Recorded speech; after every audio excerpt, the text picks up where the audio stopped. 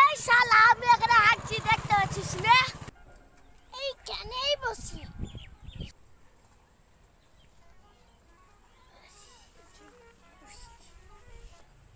ভাই ভাই এখানে কি? ওই কি এইটা হিরোইন দেখি।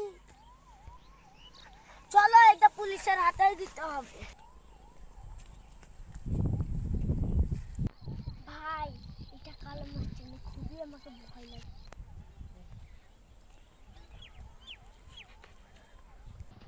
ও সেই দিনের রাতে মার্ডার করে এই বন্ধু পুলিশের কাছে নিয়ে যেতেই হবে।